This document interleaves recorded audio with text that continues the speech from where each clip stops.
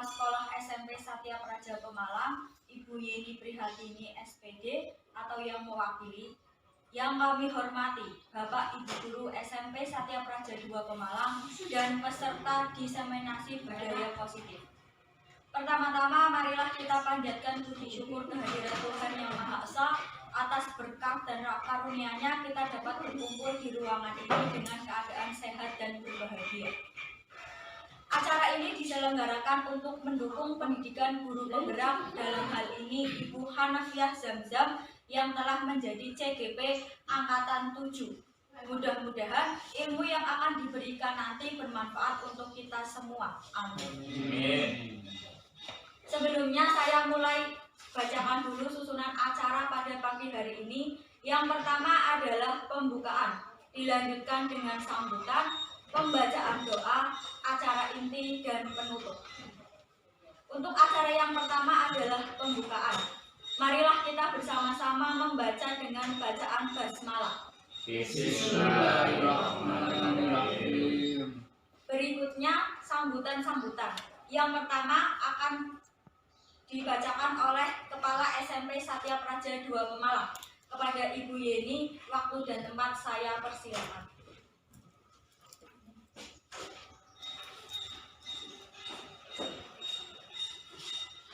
Assalamualaikum warahmatullahi wabarakatuh. Waalaikumsalam warahmatullahi wabarakatuh. Terima kasih Bapak Ibu Guru yang pagi hari ini bisa mengikuti seminar diseminasi budaya positif yang dilakukan oleh Ibu Hanafiah Zamzam dalam rangka memenuhi tugas untuk menjadi guru penggerak. Semoga pagi hari ini kita bisa mengikuti seminar ini dengan baik dan mudah-mudahan kita bisa mengambil ilmu dari apa yang akan disampaikan oleh Ibu Hanafiah Zamzam ini untuk kepentingan anak-anak dan untuk pendidikan Indonesia. Selamat mengikuti. Terima kasih. Assalamualaikum warahmatullahi wabarakatuh. Waalaikumsalam. Kami sampaikan terima kasih kepada Ibu Yeni yang sudah memberikan sambutannya. Acara selanjutnya adalah pembacaan doa. Kepada Bapak Nur Alim dipersilakan untuk membacakan doa.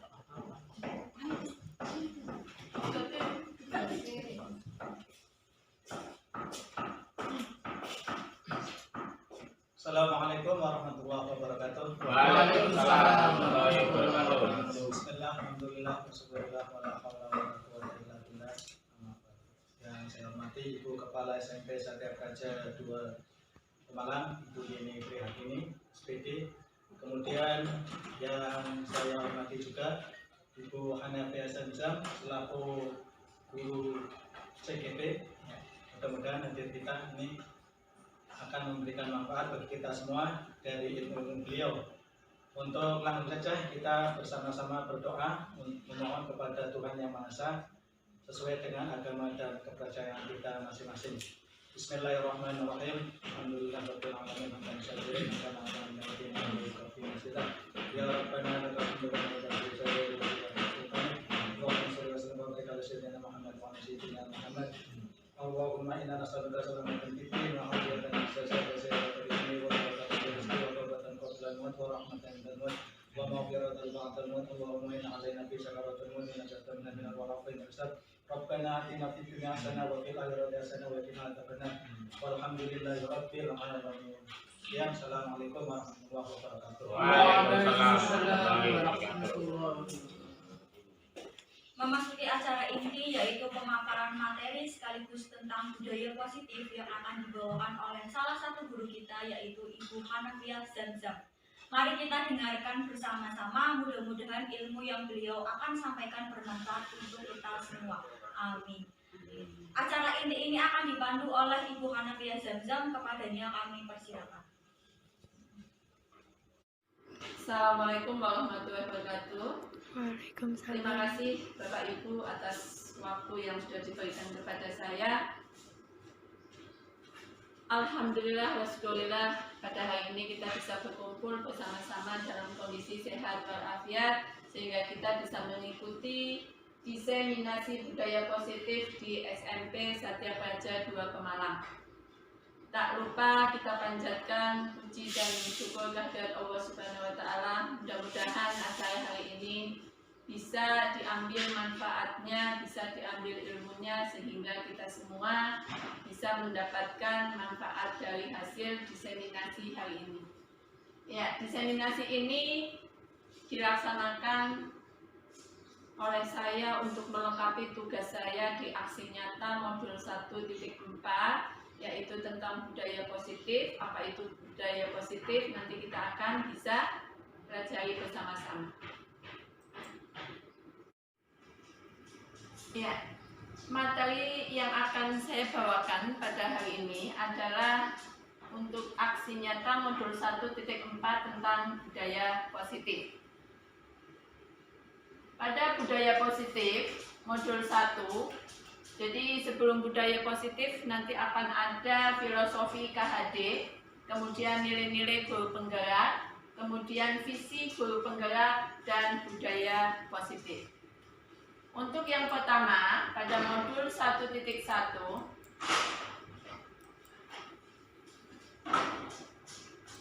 ya, pada modul 1.1 yaitu filosofi pendidikan Ki Hajar Dewantara, ya.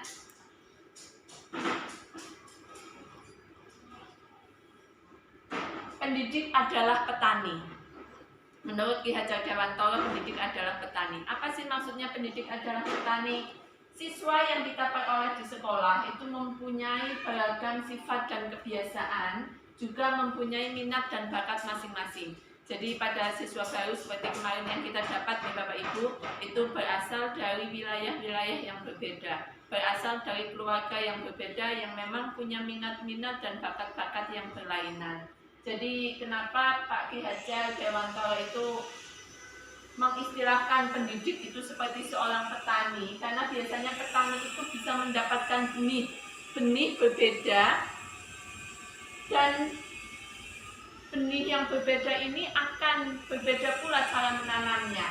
Bagaimana petani itu harus memahami benih apa yang mereka dapatkan, kemudian bagaimana cara merawatnya agar benih-benih itu bisa tumbuh semestinya. Jadi yang tadinya benih padi bisa tumbuh padi dengan baik, benih kacang bisa menghasilkan kacang dengan baik, atau benih singkong juga bisa menghasilkan singkong yang enak, begitu ya. Jadi kita sebagai Bapak Ibu guru harus bisa memfasilitasi, harus bisa memahami karakter siswa yang kita dapatkan. Jadi kita mendapatkan siswa semacam apa, ya nanti kita harus bisa memahami, oh ya siswa ini bakatnya di sini, minatnya di sini, dan kita harus bisa memfasilitasi apa yang mereka butuhkan. Karena Bapak Ibu guru di sini fungsinya bukan sebagai pendidik saja, tetapi juga sebagai fasilitator untuk anak-anak kita.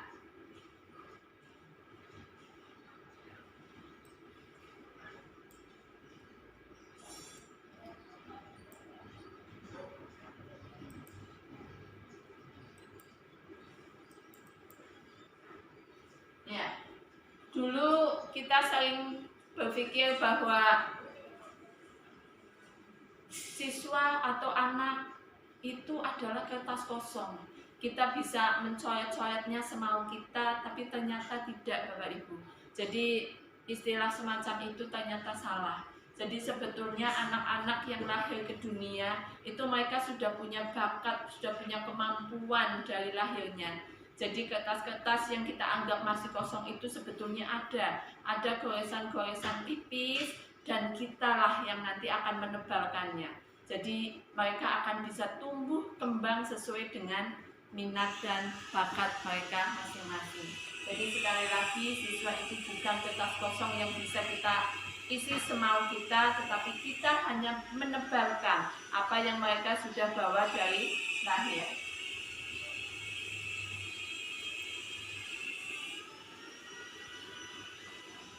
Dan di pendidikan saat ini itu kita harus bisa mengikuti kondisi anak.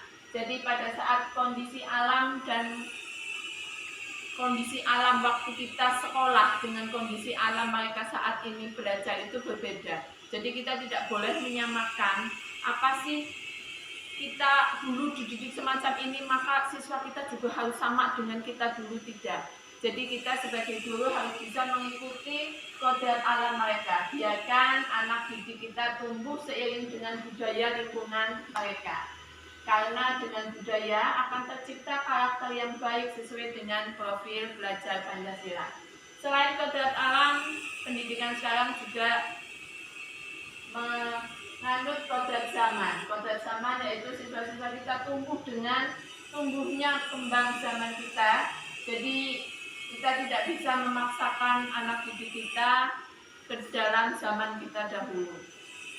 Jadi kita harus mengikuti apa-apa yang ada di perkembangan untuk pendidikan kita saat ini. Nah, pada modul 1.2 di situ ada nilai guru penggerak. Dalam nilai guru penggerak ini diharapkan Bapak Ibu guru itu punya nilai-nilai 5 nilai ini, yaitu berpihak pada murid, reflektif, mandiri, kolaboratif, dan inovatif. Saya jelaskan satu-satu nih Bapak Ibu.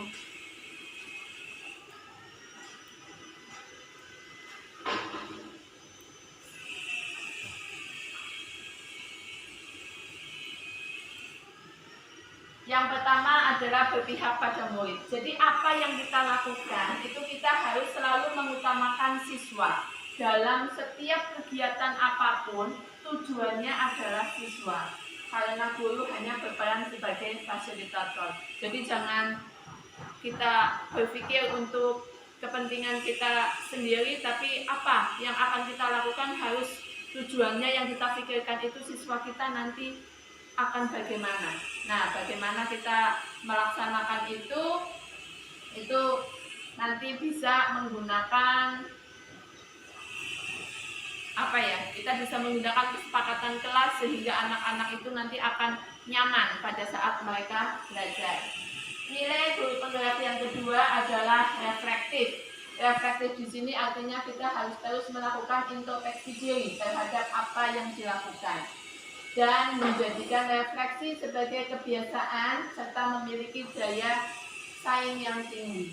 Jadi kalau anak-anak kita itu sudah menintrospeksi diri, oh ya saya kekurangannya di sini, saya harus begini dan lain sebagainya, makanya mereka akan mempunyai daya saing yang tinggi.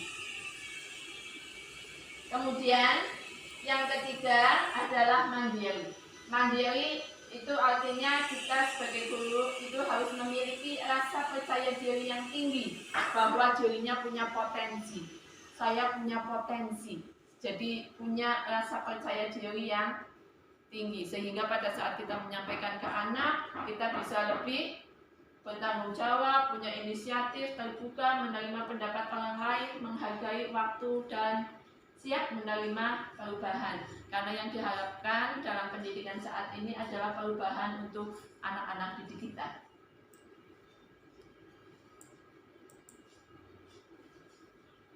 Yang selanjutnya adalah kolaboratif. Di sini kita diharapkan itu bisa saling bekerja sama.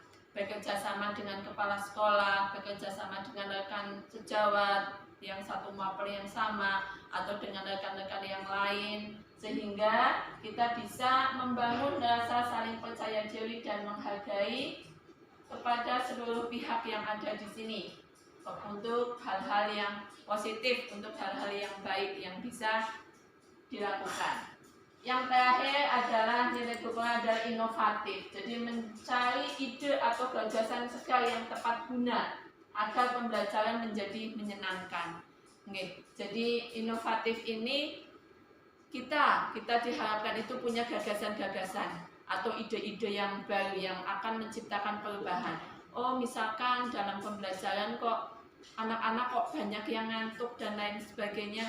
Jadi nanti kita bisa kita bisa mencoba mencari ide-ide, mencari gagasan supaya pembelajarannya ini menyenangkan. Biar anak tidak ngantuk itu bagaimana? Mungkin bisa diselingi dengan permainan, bisa diselingi dengan games atau nyanyi dan lain sebagainya. Sehingga pembelajaran ini bukan menjadi sesuatu yang tidak menyenangkan untuk siswa didik kita. Ya. Untuk selanjutnya yang sudah kita kemarin sepakati bersama pada saat pendampingan itu kita sudah menciptakan satu visi yaitu visi guru penggerak kita, yaitu mewujudkan peserta didik yang berkualitas, mandiri, dan berakhlak mulia. Jadi visi ini bagus sekali Bapak Ibu. Kita kemarin sudah mendiskusikan bahwa apa-apa sih yang harus kita lakukan dalam mencapai visi yang kita inginkan. Jadi anak-anak yang berkualitas tidak hanya berkualitas dalam pengetahuan, cuma dalam kepribadian, kemudian berkualitas dalam segala hal. Jadi yang kita inginkan anak-anak yang berkualitas, punya prestasi yang tinggi, kemudian mandiri, mereka bisa mengerjakan sesuatu sendiri, mereka bisa mencari solusi-solusi atas permasalahannya sendiri, kemudian juga punya akhlak yang mulia. Karena ini kemarin yang sudah kita diskusikan Bapak Ibu, bahwa kegiatan ini yang kita lakukan di sekolah, yang kita sudah mencoba, yaitu kayak sholat Jumat berjamaah, kemudian sholat duha yang setiap pagi kita lakukan, kemudian menghafal surat-surat pendek, kemudian menghafal Asmaul Husna, itu tujuannya satu, biar anak-anak itu punya akhlak yang mulia, punya akhlak yang baik, punya kepribadian yang baik. Karena kita yakin awal dari segala sesuatu adalah kepribadian anak. Kalau kepribadian anak itu sudah baik, sudah akhlaknya bagus, beriman, saya yakin kedepannya atau yang lain-lainnya nanti akan bisa menyesuaikan. Makanya kemarin saat kita diskusi, kita sudah membahas ini dan mudah-mudahan nanti kita bisa menerapkannya. Kemudian kita masuk ke budaya positif. Apa sih sebetulnya budaya positif? Jadi budaya positif itu sesuatu kegiatan yang bisa dilakukan oleh guru maupun siswa untuk perubahan baik di sekolah. Jadi kita bisa, agar filosofi KHD ini bisa terwujud, kita harus bisa menciptakan budaya positif, ya. Jadi apa saja budaya positif? 1. Disiplin positif. 2. Memahami motivasi perilaku manusia berkenaan dengan hukuman dan penghargaan.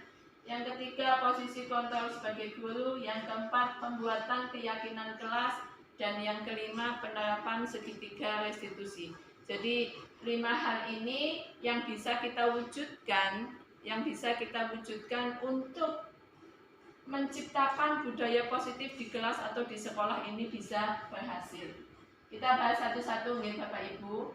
Jadi untuk yang budaya positif, yang pertama adalah disiplin positif. Disiplin positif ini adalah cara penerapan disiplin mengajarkan anak bertanggung jawab dan menumbuhkan kesadaran diri berdasarkan nilai-nilai kebajikan. Nilai-nilai kebajikan itu banyak Bapak Ibu. Jadi nilai kebajikan mengembalikan barang pada tempatnya, mengucapkan permisi, meminta maaf pada saat dia bersalah, kemudian banyak sekali. Jadi sopan santun itu masuk ke dalam nilai kebajikan. Kemudian dia bertanggung jawab, dia mengerjakan tugas sesuai dengan waktunya, dia mengerjakan piket, itu semuanya nilai-nilai kebajikan yang bisa kita tumbuhkan dan menyadarkan anak-anak bisa melakukan sendiri tanpa harus dioper-operasi. Nah, tujuannya itu lebih ke arah disiplin diri dan dapat mengontrol dalam melakukan tindakan. Jadi dapat membuat murid memahami, menyadari berdasarkan motivasi internal, bukan karena paksaan, hukuman, ataupun pujian. Karena biasanya tanpa disadari oleh kita, itu paksaan. Anak-anak kadang melakukan apa yang kita inginkan itu terpaksa. Atau hukuman. Jadi anak-anak melakukan apa yang kita mau itu karena dia nggak mau dihukum. Dia menghindari dia nggak dihukum, makanya saya mau melakukan itu. Atau untuk mendapatkan pujian, ben saya dipuji, ben saya bisa ranking 1, biar saya dapat hadiah. Itu banyak anak-anak yang melakukan hal karena itu, bukan karena kesadaran dalam diri siswa itu sendiri. Nah, bagaimana menciptakannya? Jadi untuk menciptakan kesadaran berarti kita nanti bisa melakukan hal-hal yang akan kita diskusikan nanti ya. Yang kedua adalah motivasi perilaku manusia. Jadi tadi yang saya jelaskan, yang pertama ini untuk menghindari ketidaknyamanan atau hukuman. Jadi siswa ini misalkan kamu mengerjakan tugas dikumpulkan besok pagi, iya mereka mengumpulkan besok pagi, betul. Tapi itu hanya untuk menghindari hukuman karena dia takut dihukum. Kemudian yang kedua mendapatkan imbalan atau penghargaan dari orang lain. Jadi biasanya kita itu mengajarkan ya anak-anak, siapa yang bisa mengerjakan ini nanti akan dapat hadiah dari ibu. Nah, anak-anak akan tersupport, jadi mereka akan punya semangat mengerjakan itu. Tapi karena untuk apa? Untuk mendapatkan imbalan yang akan kita berikan tadi. Dan yang ketiga yaitu untuk menjadi orang yang mereka inginkan dan menghargai diri sendiri sesuai dengan nilai-nilai yang mereka percaya. Nah, Bapak Ibu, kenapa ini warnanya saya bedakan kuning? Karena inilah yang akan kita bentuk. Jadi budaya positif tadi itu kita ingin membentuk ini untuk membentuk siswa-siswa kita agar menghargai dirinya sendiri dengan nilai-nilai yang mereka percaya. Jadi kalau mereka bisa menghargai diri sendiri, oh ya saya mengerjakan tugas untuk saya sendiri supaya saya pintar, supaya saya naik kelas, supaya saya menjadi orang yang pandai, menjadi orang yang sukses. Itu kita tanamkan kesadaran diri, bukan karena nanti kalau besok kalian tidak mengerjakan tugas saya hukum push up 10 kali. Bukan karena mereka ketakutan, tapi mereka karena punya kesadaran sendiri. Ya, jadi motivasi perilaku manusia yang pertama dan kedua biru merupakan motivasi yang datang dari luar. Datang dari luar itu tadi dari bapak ibu guru. Jadi mereka mengerjakan karena takut dihukum sama bapak ibu gurunya. Kemudian karena ingin mendapatkan hadiah, itu datang dari luar. Sedangkan yang ketiga yaitu tadi menghargai diri sendiri dengan nilai-nilai yang mereka percaya, itu datang dari dalam hati. Jadi ini merupakan unsur intrinsik ya.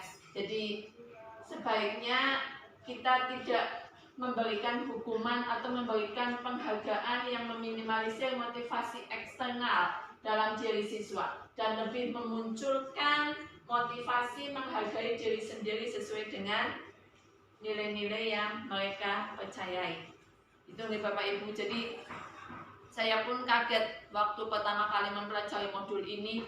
Saya sering memberikan, oh nanti dapat bintang, anak-anak senang, oh ya saya sudah dapat bintang banyak.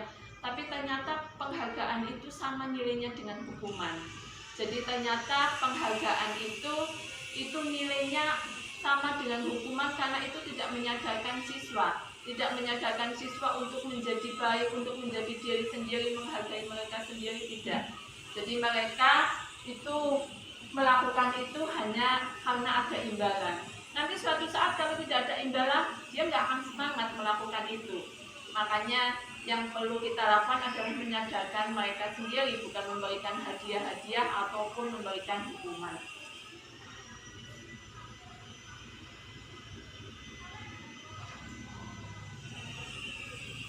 Yang ketiga yaitu posisi kontrol guru Bapak Ibu. Ini yang sering sekali kita itu tidak tahu, kita posisi kontrol gurunya di mana. Yang pertama ada 5 Bapak Ibu posisi kontrol guru. Yang pertama yaitu penghukum. Penghukum itu jadi misalkan anak-anak membuat satu kesalahan, mereka datang terlambat. Kenapa kamu datang terlambat? Sana bersihkan kamar mandi. Nah, itu adalah posisi penghukum. Jadi apa yang kita inginkan itu kan kita lakukan biar anak-anak besok tidak datang terlambat lagi. Iya, tapi berarti kita memposisikan diri kita itu sebagai penghukum. Penghukum itu ya kayak gitu. Artinya kita anak-anak dikasih hukuman. Niatan kita baik biar anak jaya besok tidak melakukan lagi. Tapi itu tidak baik nih Bapak Ibu.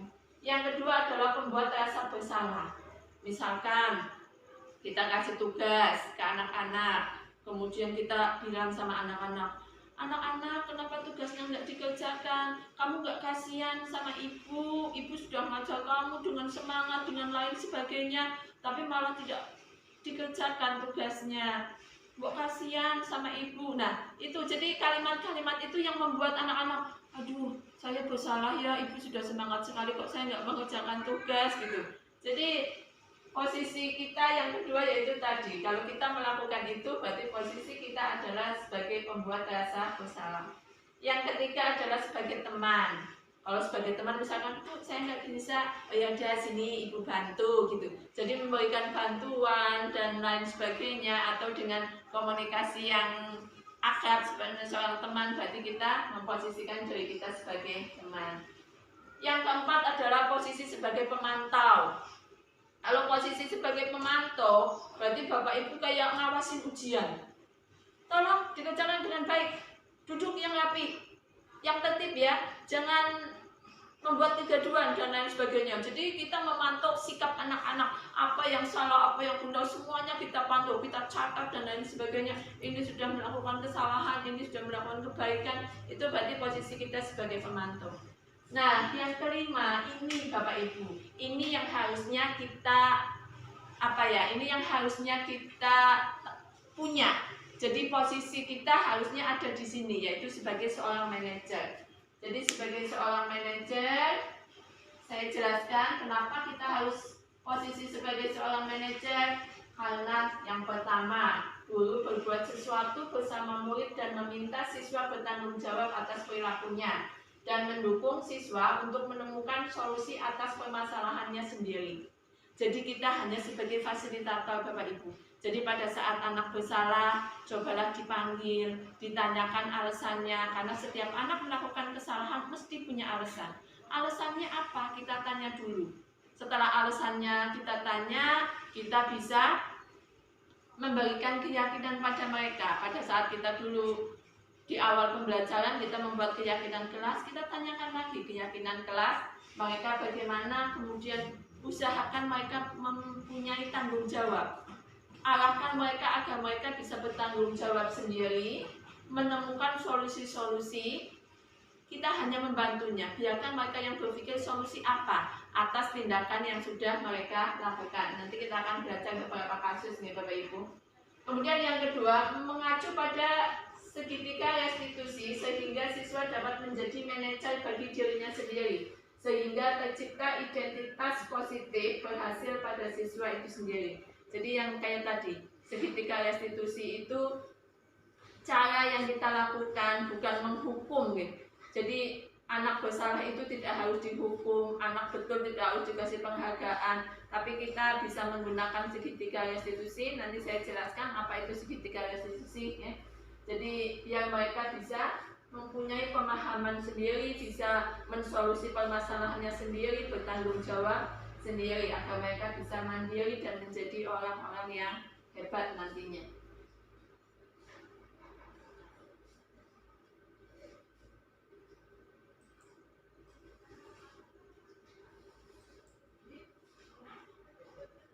Yang keempat, keyakinan kelas. Keyakinan kelas atau sekolah keyakinan kelas ini Bapak Ibu, ini adalah kelanjutan dari kesepakatan kelas. Biasanya kita di awal mengajar, di awal semester semacam ini itu biasanya kita membuat kesepakatan kelas. Anak-anak, ayo kita bikin kesepakatan kelas. Jadi kelas ini maunya bagaimana, itu bikin bersama-sama. Misalkan masuk tepat waktu, menggunakan seragam sesuai dengan hari yang sudah ditentukan, kemudian juga mengerjakan tugas gitu. Semuanya disepakati, kesepakatan kelas ini dibikin guru bersama siswa-siswa, biarkan siswa-siswa menuangkan ide-ide mereka, apa yang ingin mereka sepakati. Nah, kalau sudah ada kesepakatan kelas, kita yakinkan pada anak-anak bahwa oh ya, kalau